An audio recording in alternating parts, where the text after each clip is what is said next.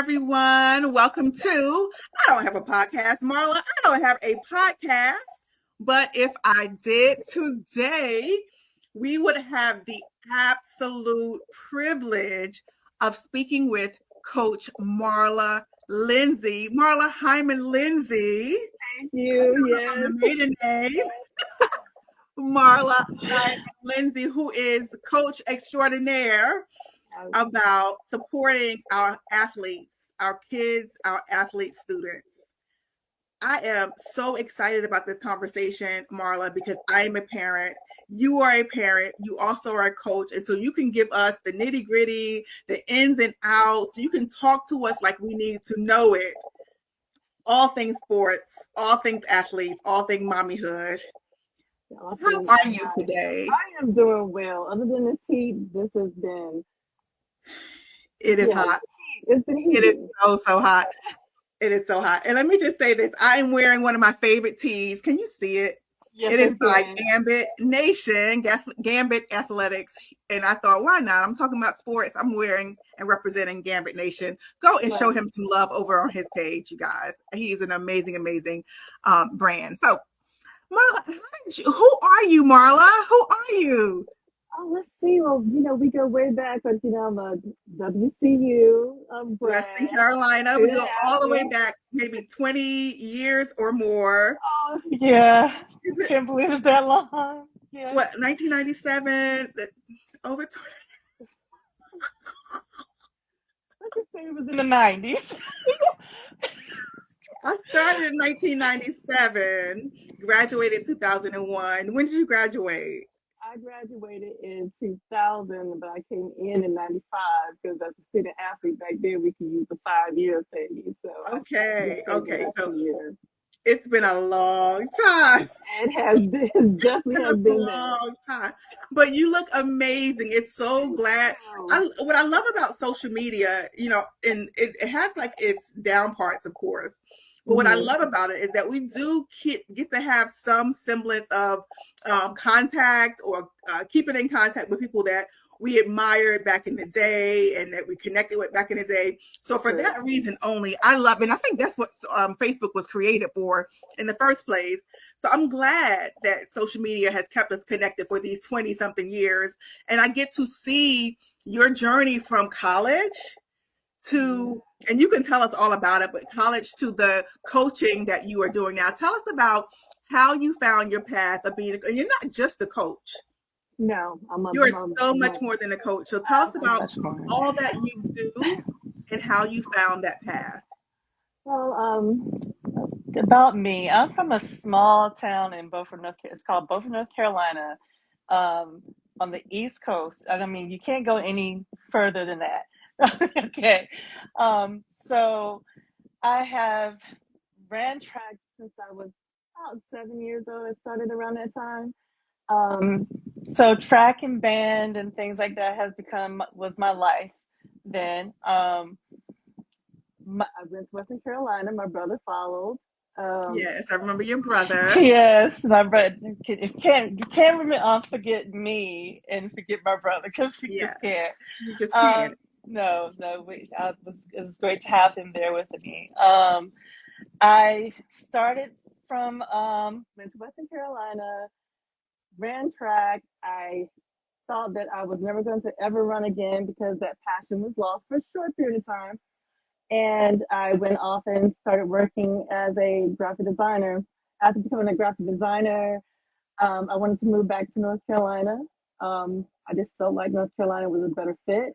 New York was great. I loved every bit of New York, but that was my Sex in the City, I guess we're going to say it that way, because it definitely felt that way. I am familiar, yes. Yes, it was a good time.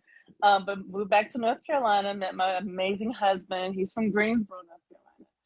So we got married. We had our first son. He's 19 now. Wow. Yes, he's a lacrosse player. He did everything. He's a lacrosse player. Mm-hmm. Yes, he really needs to check out Gambit then. Gambit Athletics. This is lacrosse wear. Oh, okay. I'm gonna definitely look him up then.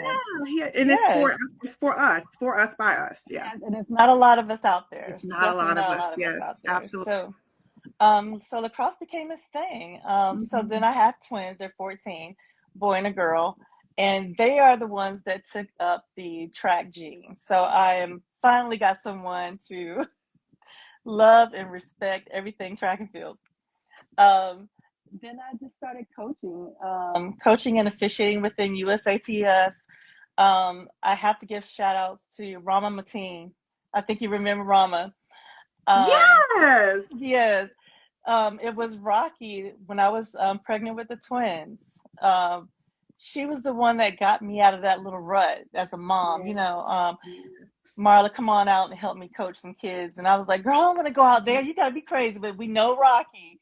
And so I said, okay, I'll go. And I just fell in love with coaching track and field. So I give that all to her That's because she amazing. told me to go out there. And that's what Instagram, well, not Instagram, then I think it was just Facebook or MySpace.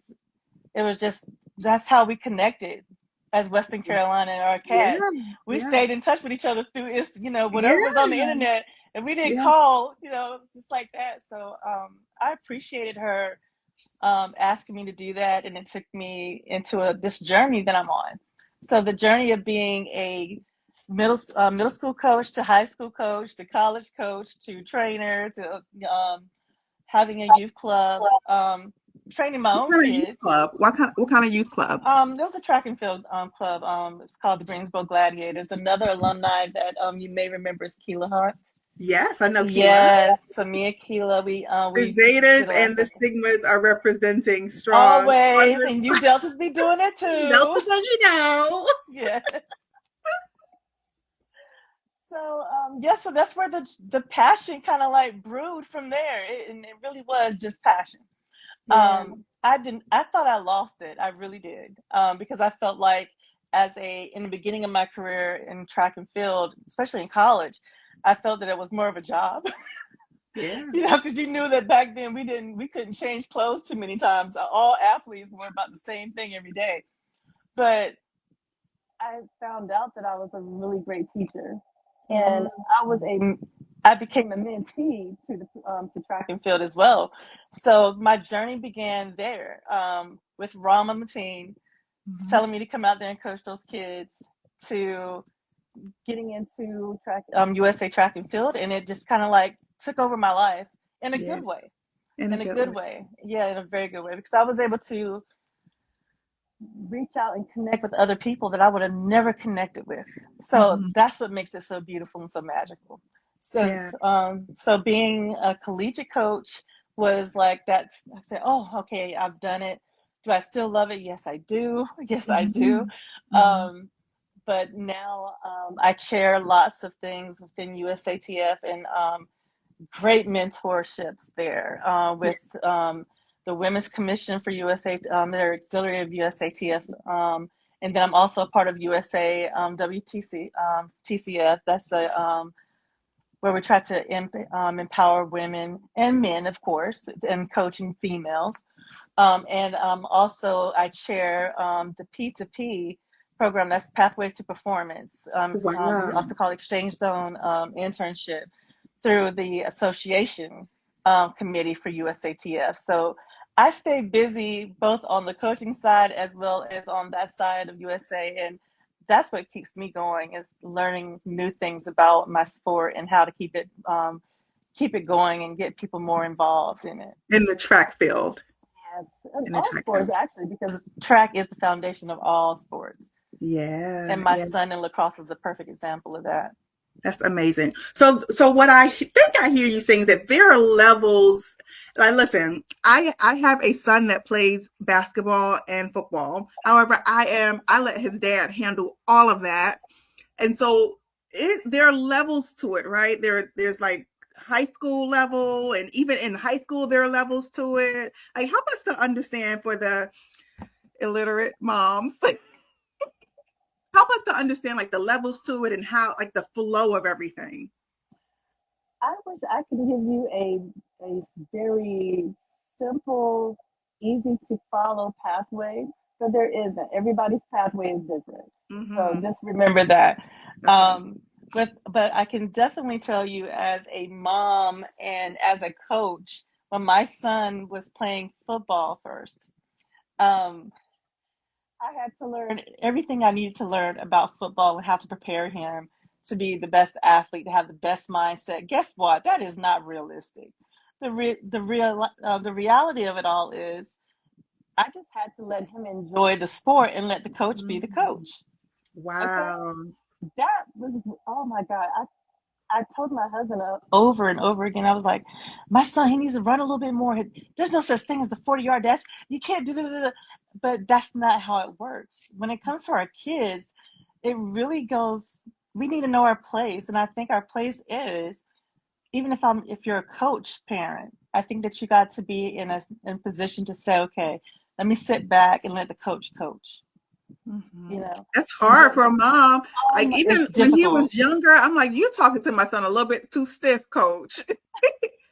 It's hard for us to just let the coach coach. Yes, it's hard to take your hands off. I get exhausted sometimes when I'm like, no, no, no, no, no, but I just know that I can see this and this is happening. I literally have to like just detach myself from injecting my personal opinions or maybe my experiences onto and projecting it onto that coach. And I don't Mhm. do that to my kid either. I hate to say this with my oldest. I feel so bad for him now because I did do a lot of changing of direction with him because I thought that was what I was supposed to do. It wasn't until I had my twins that I understood that let it flow. Be mom, dad Yeah, be dad, yeah, and DNA takes care of everything else. yeah, yeah, yeah. Yeah. So So if we have identified that our kid has, when you say let it flow, this is what came up for me. Like we can identify kids that have natural DNA, natural talent.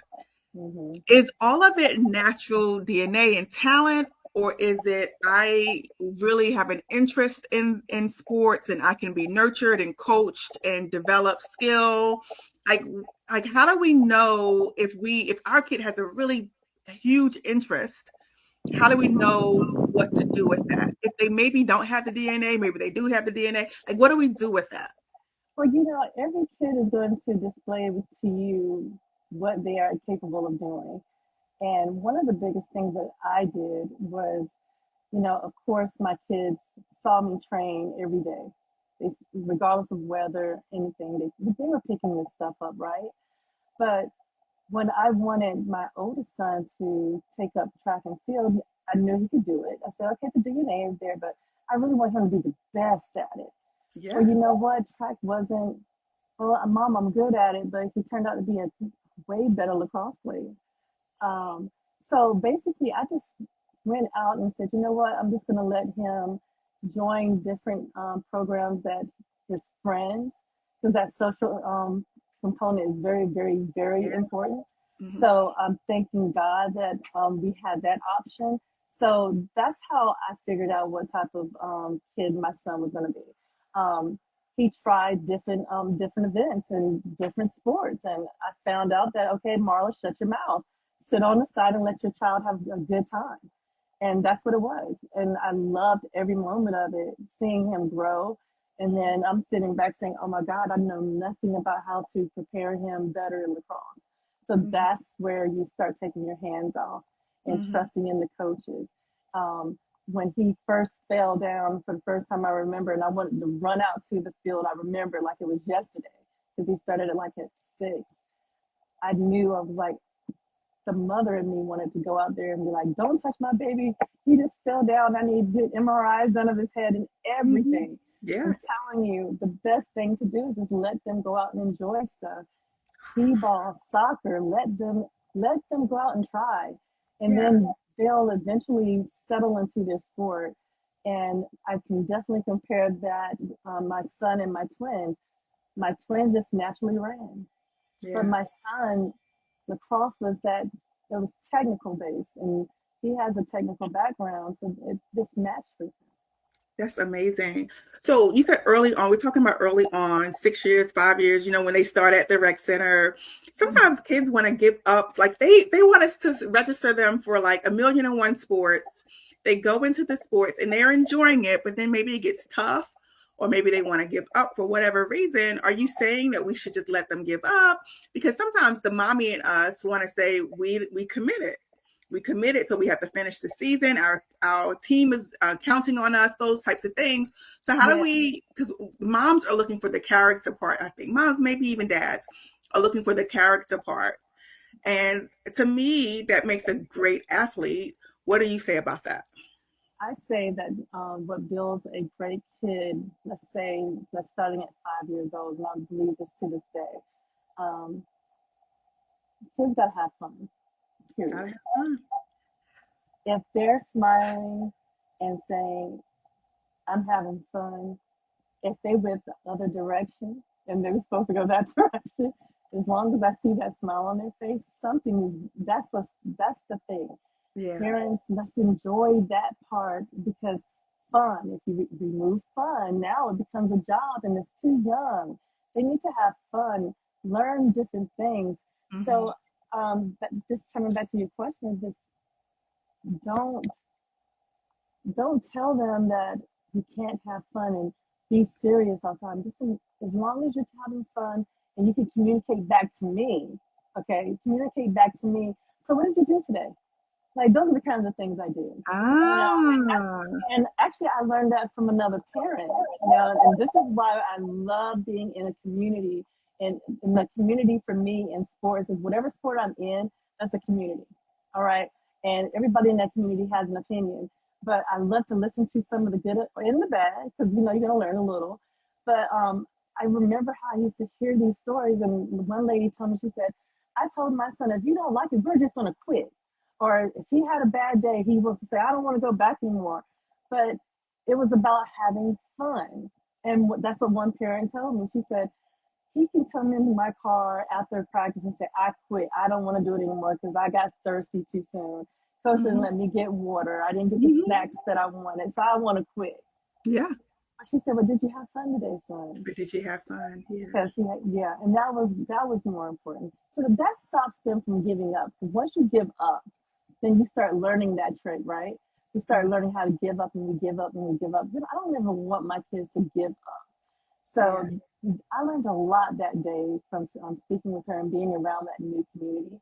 And my son, he stayed in it. There was days in the car where he said, "Mom, I quit."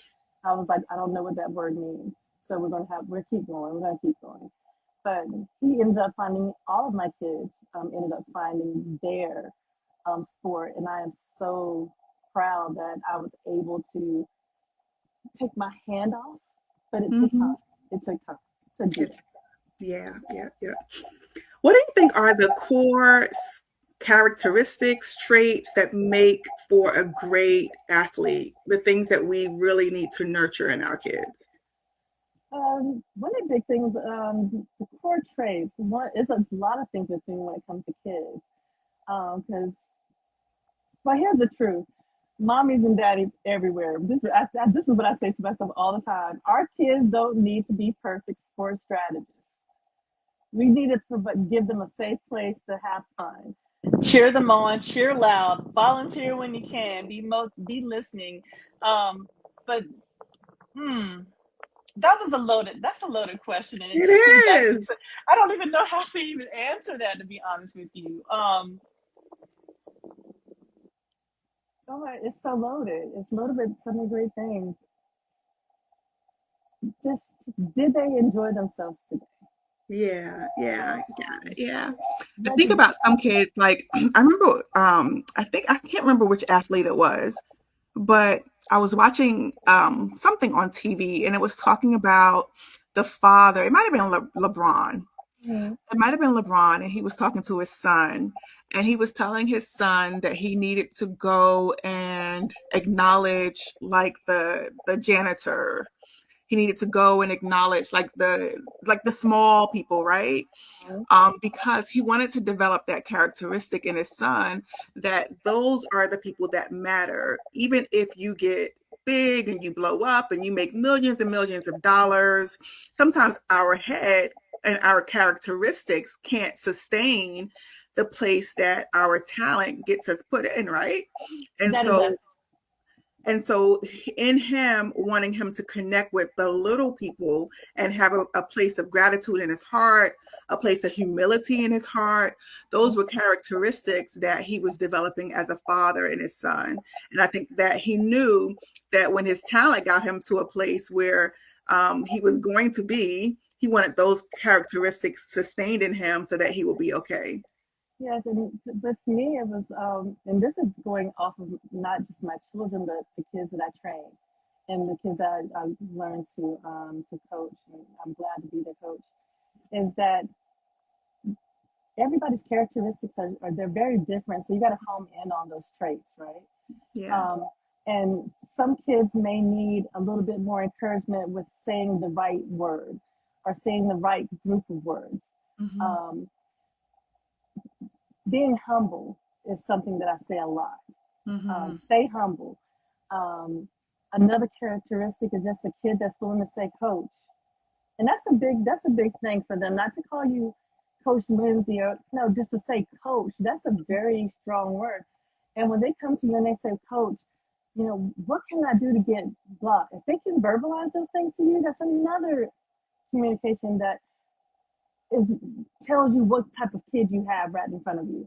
If you don't mind me sharing just a small story about a young lady at Hollins University. Her name was Diamond. And I remember our first day of practice, and then it was the second day of practice. And she said, Coach, can I talk to you for a moment? And I said, sure, what's up? And she was like, Coach, what can I do to be an Olympian? And I looked at her, and realistically, do we ever want to say something to a child that they can't do something? When I know that there's a possibility you're not. But what I did is this young lady just sparked something in me. Her character was amazing. It was a glowing type of personality. But I looked at her and I said, Diamond, I said, if you get logged in with me, I said, I promise you that we're going to set some goals and we're going to meet those goals. Every time we meet a new goal, we're going to make another one. We're going to achieve that goal, and then we're going to go to another goal. And I said, and at the end of all of that, once we achieve the big goal, if the Olympian is still in you, I will help you pull the Olympian out. So that young lady, even to this day, she has a little something special in my heart because of how she came to me and she said those things. That's the type of characteristic of a great athlete. That's good. That's good. Just having that eagerness, that ambition, and that desire to lock in and do whatever needs to be done to make it happen. Yes, she was willing to do whatever, and I didn't have to pressure her. You know, nothing was too hard. And those types of characteristics, we're gonna have that. We're gonna have that pushback. I have had kids that I will tell them, look, I see something amazing in you. You have the ability to be whatever you want to do. Just allow me to just lock you in. And they were just like, oh, well, that's the same thing that such and such said or such and such said. But it comes down now to my character. Do you believe me? You know, do I come off as being sincere? And that's a very, very big thing because kids buy in with the coach that takes care and really, truly, honestly believes in them. Yeah. So, you know, it's reciprocal. I don't get better until I know that you're getting better.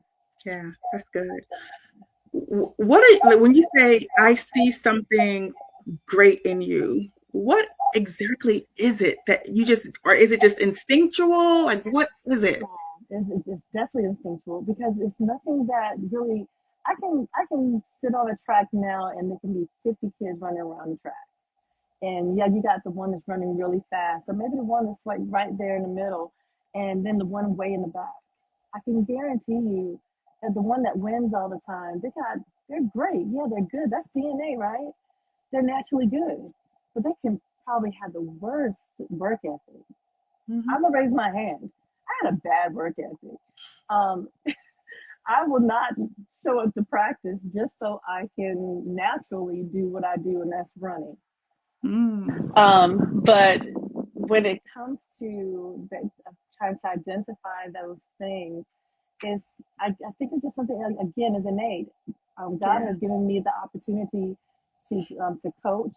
God has given me the opportunity to say, hey, I have a certain type of gift, I will call it, where I can see kids grow. I can see something in them that I know that is better than what they're seeing. Because a lot Yeah. of times they don't have the background, or they may have, some trauma from, you know, earlier life Hmm. situations. But I just see something in them, and a lot of the time they just want to see you see them. Yeah. So How do you pull it out? How do you pull like what you see inside of them, especially if they don't see it themselves? If they don't see it, and maybe even their parents don't see it, what's your approach and how do you pull out what you see inside? I will bother them until I can't bother them anymore. I will find a way to pull them to the side and say, there's something in you. Just give me a chance to pull it out. If I don't get that, or I usually get a little head turn and the eyes start to roll. Yeah, coach. I said, you know what? You can be the best jumper or runner, but that's not what I'm talking about here. There's something else in there that you're not giving me, and I need to see it. And Yeah. so I just stay on them, and I don't pressure them in any way, shape, or form. If they want to quit, I'm like, I'm not going to stop you. I can't make those decisions, but just remember, once you start quitting, it's going to be something that you're going to do for a long time. You're going to Yeah. always quit. But I Yeah. always stay on them, and I tell them, I'm like, do not take what I'm saying and think as though I'm just saying it because I want to win, or no, win or lose or draw. You're going to come on this team, and I know that you're going to be absolutely amazing. Why? Because I feel something from you. So then I start looking for things to help them. So that's where I find resources or pathways for them to get better. So Mhm. I will engage in conversation that I think that will resonate with them. So now I have to learn how to speak their language. Yeah. I be slowly, when you're very observant, you will see what kind of kids you have in front of you. Yeah. They may take Pokemon or something like that. I mean, like look at Noah Lyles and how he is with when he takes anime. Like it's little things like that, and you start to learn from them about what they're interested in, and then Mhm. they start to trust you. And I think that's what it is. That's what was the breaking point for me to get through to a lot of kids. I dug into them, and I'm glad we're having this conversation because I'm opening up more and I'm seeing that that's what it is. What do I see in that kid? Yeah. I need to become one with them. So if there's whatever I had a young girl that loved rock climbing, and she said, "Coach, how am I supposed to try the vault? And I can't da da da." I said, "But you rock climb, girl. I can't rock climb. I'm too scared." But I Mhm. said, "But I guarantee you that in 30 seconds, how far can you get up the mountain?" And she'll tell me, "Quick." And I said, "So that means that you can plot that stick right there. You can get over that little rope right there. Is the same thing. It's the same concept." That's So good. it's just pulling something out of them and learning as along the way. Would you think like putting on your mommy hat, your coach hat, is it very similar to how you would pull it out of them as a mom, or or are there distinctions you think? As a mom, is very different, especially if you're a coach mom. If you're a coach mom, for me, my kids, I cannot come to them like that. I have to be very upfront. Mhm. Um, I can't. Mm, I'm learning. I'm telling you, I'm learning. This year alone has been a learning experience. Yeah. But with I noticed that when you're dealing with twins, even though they were born on the same day, they're two different people, right? Mhm. Mhm. So with my son, he turned out to be an amazing runner, but he had a temper when he won, but he didn't get what he wanted the time. Mhm. And he didn't want to hear me talk about, well, son, if you would have done this, change this. He didn't want to hear that right then. Mhm. It wasn't a good thing to talk about at that time. But I Mhm. would say, what did you learn when he did calm down? Or I would just let him be in silence because that's how I was.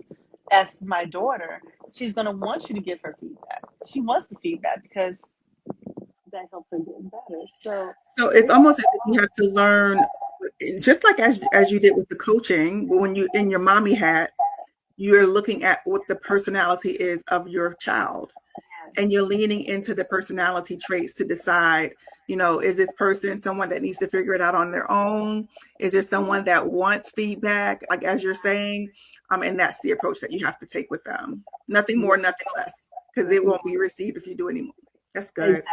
The receiving part. Yeah, the receiving part is important. How do we work with coaches as moms? How do we work with the coach more efficiently, more effectively? I would say, please, parents, stay on the sideline. You keep saying that. You must have had some parents. You must have had a lot of parents that have been all up in it because you keep saying that. Oh, okay. Now, this is good. We need to hear it. We need to hear it. I want to say this. Parents, and I'm speaking to myself too, okay? Because I got to keep my butt on the sideline. But as parents, we see our kids and we think that we know exactly what our kid needs to get to the other side. You know what I'm saying?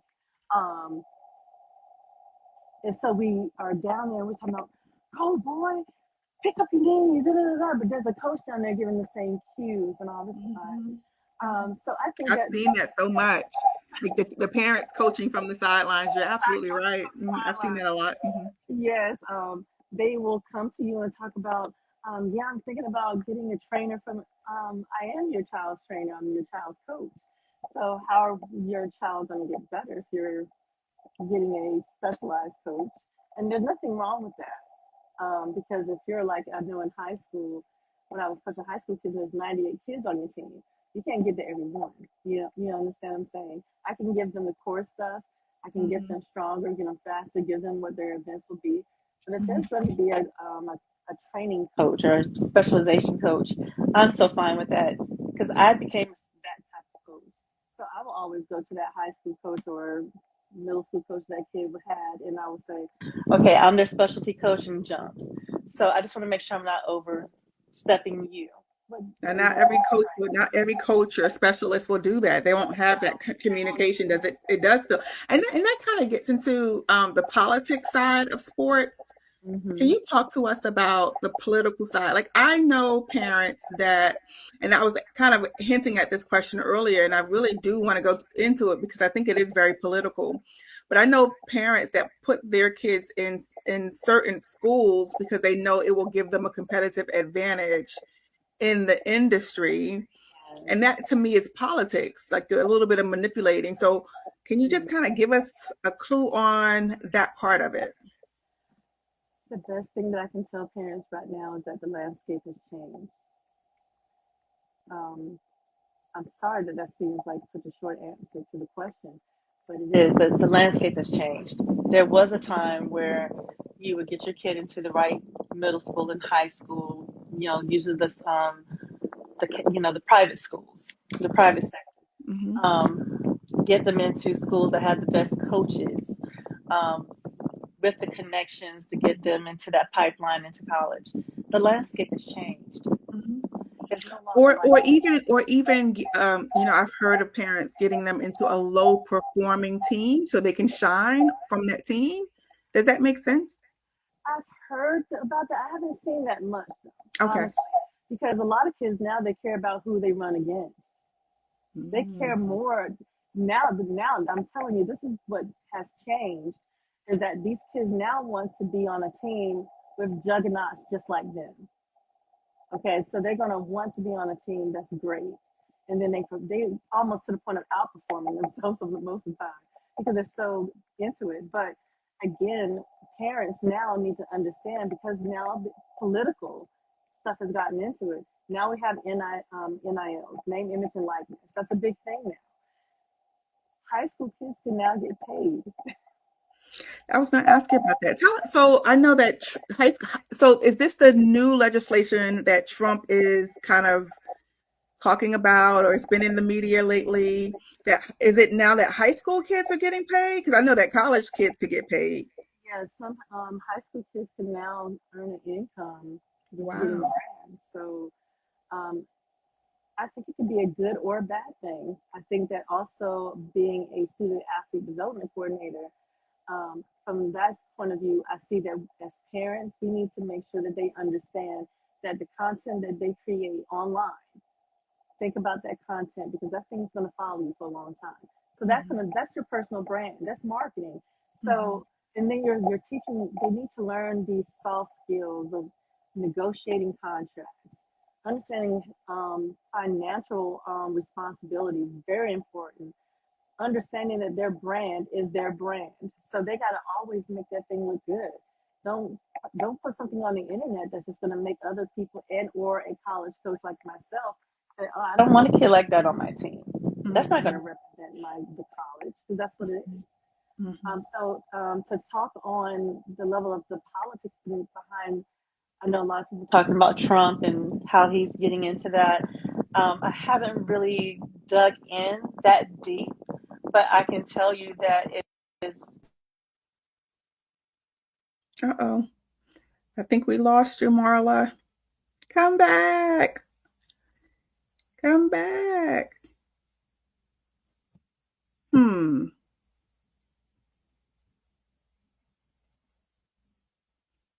You're gonna pull her out. There you are. Okay, sorry about that. My But you're husband so tried there to you call are. in. Oh, But okay. yes, So you were but talking about Trump and him getting into it, and you were gonna give us some your perspective as a yeah, mom and as a coach. my perspective on I really haven't dug too deeply into what his legislation is exactly about, but I can most certainly tell you that I feel that because the landscape has changed in sports athletics right now, and name, image, and likeness is the biggest thing, and now it's like you're getting paid to play. So these kids are going to have to know how to do their taxes. I met a parent, her child got like, I think it was like $80,000 one time. Wow. A And high school student? no, he was actually a freshman in college. Okay. Wow. And he didn't bother to tell her that, he was getting this, and he didn't do his taxes. Hmm. And she had to go in and she said, we gotta stop this. And so she decided, as a mom, I'm going to learn as much as I can about this NIL. And she became a consultant, and she got her son make sure that he understand that taxes will get paid. Hmm. And that whole brand and consulting is starting to be a very big thing now. So I have not dug into the new Trump take on it all, but NILs is now the new playing field. Um, the Now, what is the portal, NIL exactly? Because I'm not the familiar. name, image, and likeness. So that means that basically, I'm gonna use it from a college perspective, is that every time you see, and I'm quite sure, like at Western Carolina, every time you see, let's say, Eric Johnson Mhm. on a poster, he could get paid for that. Or if he's eating a sub from Subway, Subway gives him a little something of that. They Mm. get stipends, things of that nature, things that can keep us moving. Um, Mhm. I don't know about if you remember at Western Carolina, getting those meal points was hard. And when you was out of meal points, we had to go out there and learn how to get extra meal points. Yeah. So those kids don't have that problem anymore. So name, image, and likeness, meaning that recruiters Recruiting, are seeing that special spark in our kids, and as a way to recruit them, are offering them monetary incentives. correct. Yes, and so a lot of them can get living stipends. It's a lot of things, but So most what do important, you? What are the boundaries around that? Because if I don't know about the NILs, but if they exist, what are the boundaries? Like, meaning I'm giving you this money. What's the contract, so to speak? Meaning, what do you that have to do or not do? that's the thing that I can't That's really the go tricky part. into. Yeah, Hmm. that's I can't really get into that, but parents can go online to NCAA and they can find the checklist for the NIL. So at Okay. least so you can understand what that language means, what needs to be in there, what doesn't need to be in there, what to watch out for. But again, these kids now, and I call them the COVID generation because they've learned how to use Instagram. They've Hmm. learned how to use Facebook and things like that to become digital creators and promoting their clothing line and things like that. So that's where we as parents need to understand what is our kids brand and how can we make it better. Yeah.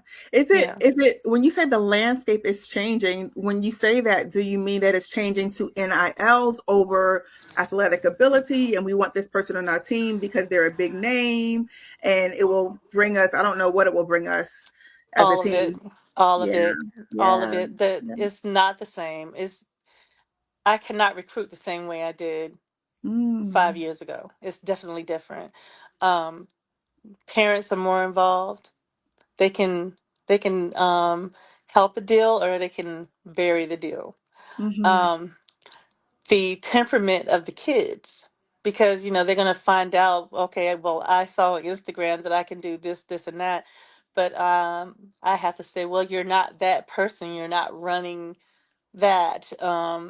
They expect training to be a certain kind of way, and again, that goes back to you are not that athlete. You are you, and this is catered to you. And this is where I always say all the time, I cater and I create a program to the athlete. I don't do it to my ego. Do you understand what I'm saying when I say that part? When you say create a program, meaning how you coach them. How I coach them, yes. Whatever program I create, it is created towards that set of or that group of athletes. I don't do it to my ego so I can look good and say, "Oh, Marla is an awesome first. She's a head coach. She's an assistant coach. She's amazing. She does this, da, da." No, it should be this kid from this school, blah, blah, blah, blah, blah. Everybody already knows who the head coach is there, who's the assistant coach there. So it's not about me. My program, if it's going to work, then that kid just got exactly what they were supposed to get. But everything has changed so much. This playing field has changed that you're fighting against that your computers, the phones, the head. These kids have too much access and not enough trust in their coaches. So Yeah. that's one of the biggest things. And trying to get them to understand that you are a student athlete. Student athlete. That means that you got to also remember student went first. You have to understand your day needs to be carved out to be that student, be the person who you are so you can have a work life balance, right? And also, you have a contract where you are saying that I am a part of this track team. So, Mhm. with this ever changing landscape that we're in, I think it's going to change a lot more. Um, Kids are now just moving from college to college to college to college to college Yep. due to the portal. And we're seeing this each and every day. So, if we can teach our kids in the beginning, before they ever go to high school, teach them some humility, teach them that, hey, your sport, you're lucky to be able to do it because not a lot of kids can. That's good. That's good. What are some of the other than what you're kind of already on the path of this question? I want to just be a little bit more specific in regards to Yeah. the challenges that student athletes. You talking about students and athletes and bringing that balance. Are there particular challenges that student athletes face when they go from high school to college? Because that's what we're preparing for, right? Yes, yes. From my experience, most of the kids that I have all experienced, even my son, with his first year in school, is having all that free time. Yeah. But really, it's not a lot of free time if you think about it. Hmm. It's just that they get to go out and there's no set time for them to go to bed. There's no set time for them to get their homework done.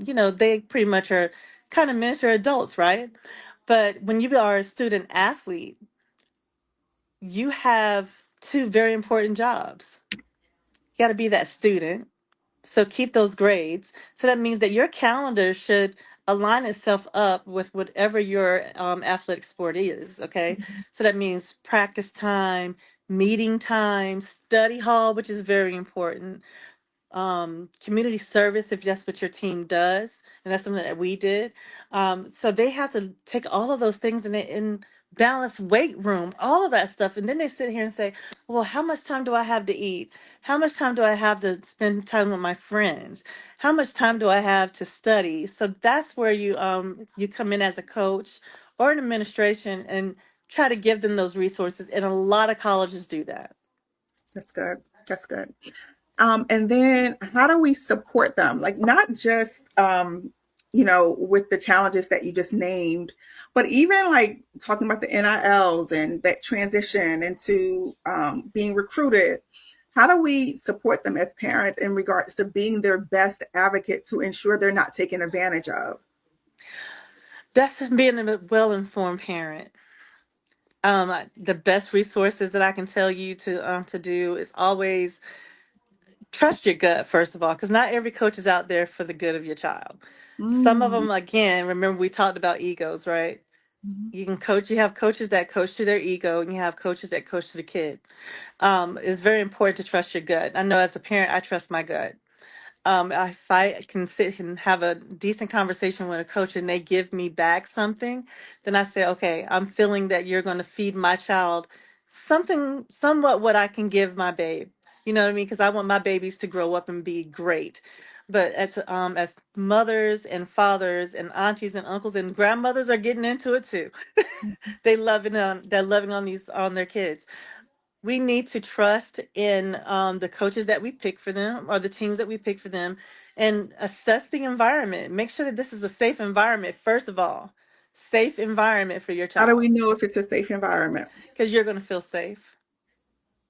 You're going to feel safe. You're going to Safe feel, meaning, like, what are some things that we should look for in terms of what we should be what should our yeah. antenna be looking for? Always, and this is where safe sport is very, very important. I think that every coach on every level should have this. But safe sport is very important because we as parents and we as guardians and first responders, we should always be weary of there's not every coach is there to do the right thing. So if I see something that you're giving too much attention to this one girl or this one young man too much, I mean, there's a lot to this. Um, if the environment gives me a feeling of okay, there's some favoritism, that's not a safe environment.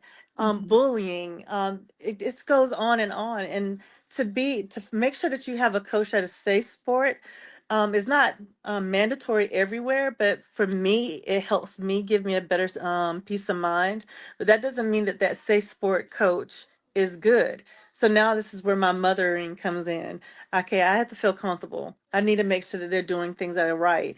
I know for a fact from myself, even when I'm touching one of my male athletes or my female athletes, I put my hand up in the air, and these are the college kids. They will laugh at me and say, "Coach, why do you do that?" I said, "For my safety and I don't yours." want no So I put my problem, so hand no up. misunderstandings. So when you say safe sport, there are particular guidelines that run the way that college sports should happen. Hold on I one think sec. that's what you, Okay. yeah. But So when you say safe sport, there are particular guidelines that run how coaches should interface with their team, yes. and we can probably Google that, right? Yes, you can. And Okay, and I think everybody should do safe sport, even the okay. parent or So volunteer. so so I'm trying to, because I don't know about it. So safe sport, Mm-hmm. every college or every team doesn't have to elect to be a part of a safe sport. Is it like a contract? Like, what is it? Well, safe sport is a way to train the volunteer, whoever is dealing with youth. Mm, I can speak very highly about USATF. If you're going to do anything with a youth athlete, okay, youth period, as well as elite, you have to go through safe sport. So that means we go through a set of modules every year, and we have to know how to respond to suspicious activity, how to report those activities because it varies by state, right? Um, Making sure that there's no what's a good word to use for this, but there's no grooming happening. So mm. all see Sexual these grooming. yeah, so now you see these terminologies now that it comes very complex, but I think that everyone, if you take a safe sport course, and I'm quite sure there's a lot of free modules out there on safe sport, but it will at least you would know that okay, well this I know this coach took it, but I'm gonna say this as a disclaimer. Just because they took it don't mean that they're good people, right? So Yeah, now this is where mommy hat comes on, and I have to feel it.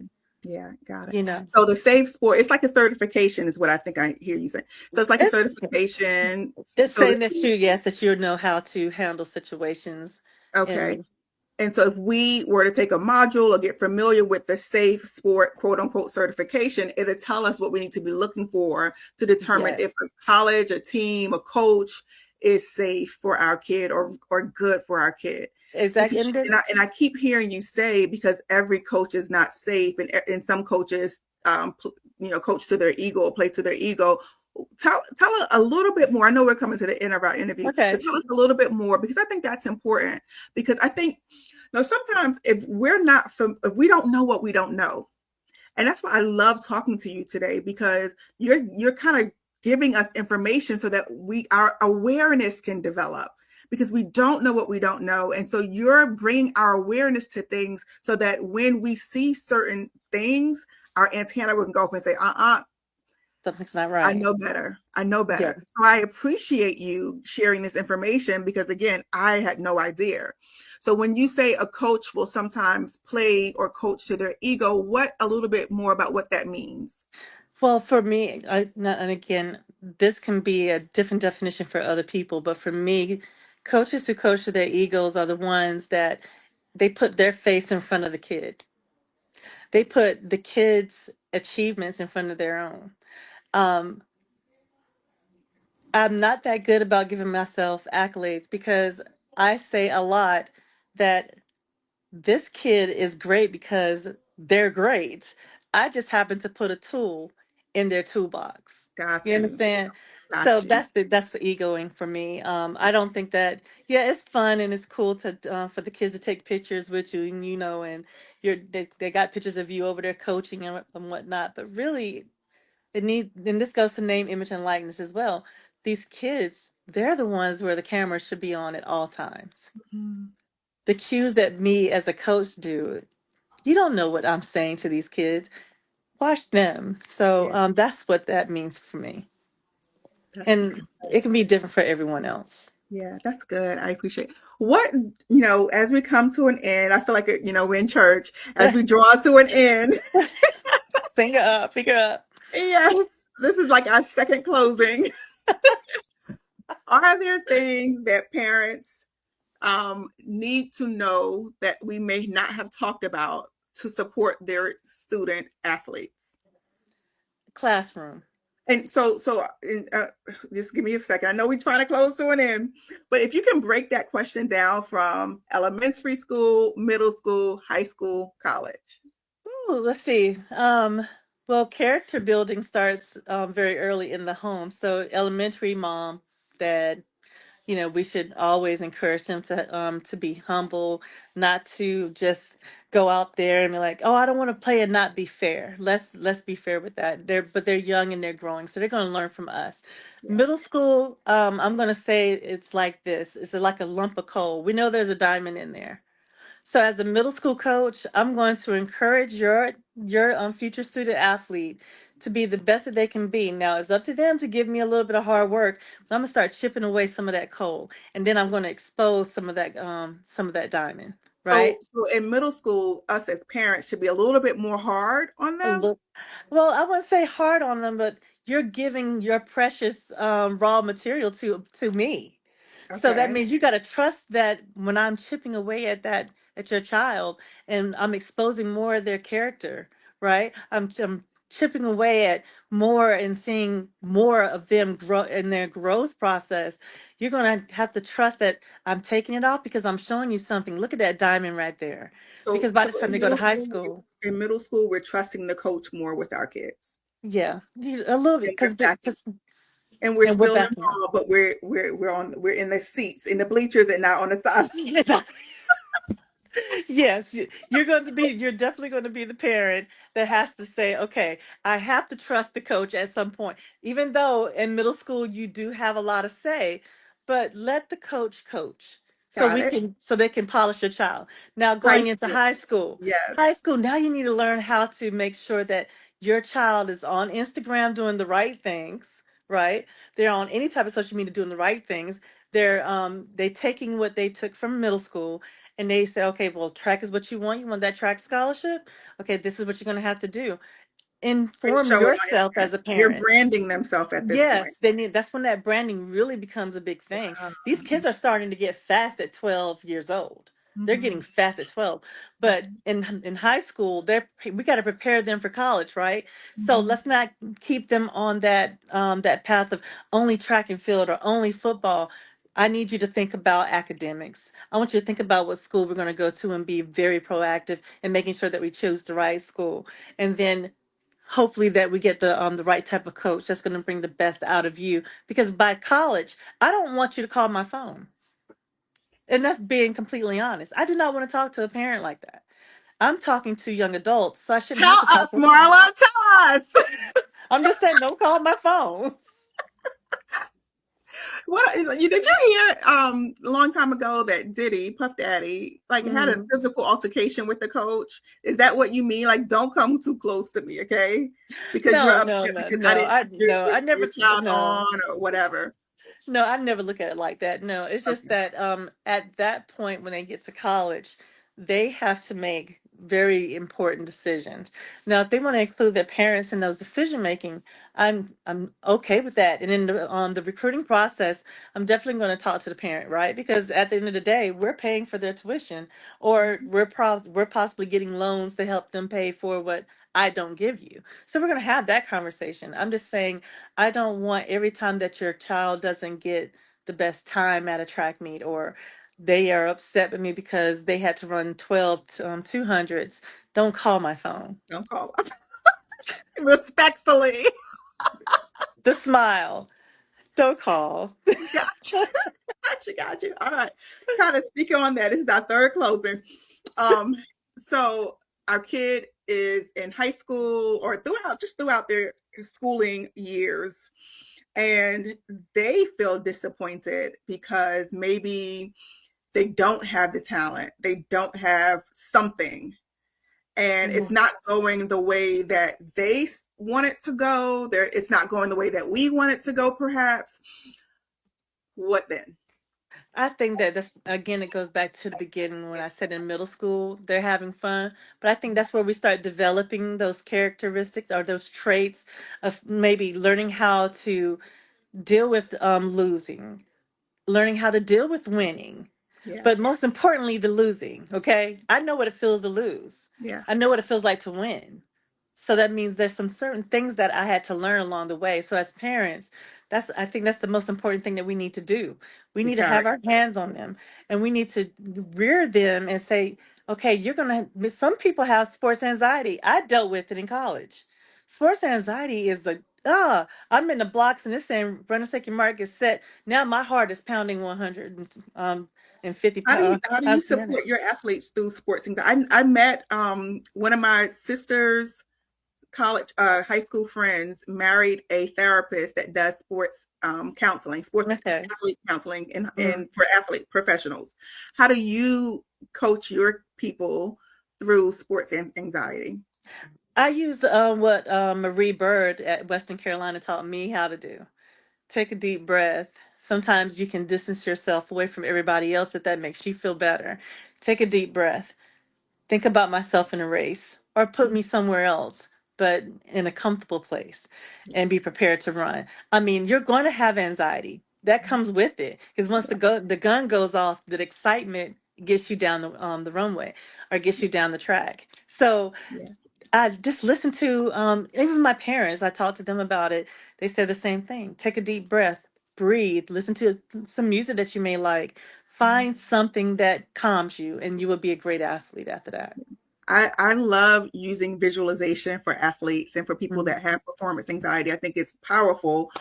So, Marla, you have been a pleasure to talk with today. I feel like we can do another hour, but I I'm think respectful of your that time. if you I am, want to, you just made me feel good, because that's a part of my anxiety as a parent, to talk about a lot of these things that we need to be transparent about. So we got to do it again. really.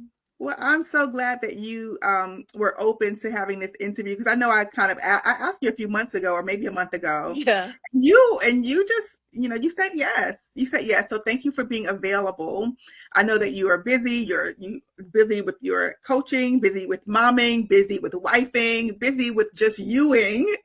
Just So living. just living. And Just so I living really here. appreciate you taking the time, being available, and giving us so much valuable information, things that I have never thought about that But my son is. transparency is everything. Yeah, he just started middle school. So these are Mm. like, you're giving even me tools to know how to support him as he, finishes middle school, goes to high school and onward. So I appreciate, and I hope every single mom and dad that listens to this will really begin to change how they support their athlete. And it really, the NIL, that was a game changer for me. Yeah, it's a big thing. It's a very big thing. And that's why I told you it's changing the whole The last, landscape. That's yeah. going to change So the landscape. gotta sit with that some more and figure out how we're gonna do this, right? We'll do it. And again, thank you for having me. I enjoy seeing you grow because I Yeah, have seen you grow so beautifully. And via Instagram or Facebook, but yeah, still know you from college. And yes, like, look how we all are growing. And yeah. go Cats. That's all I got to Go say. cat, Go Cats, go forever cat, Catamounts. and D9 love. D9 all day long. All right, you guys, thank you so much for joining us. We'll see you next week. Bye bye. Bye.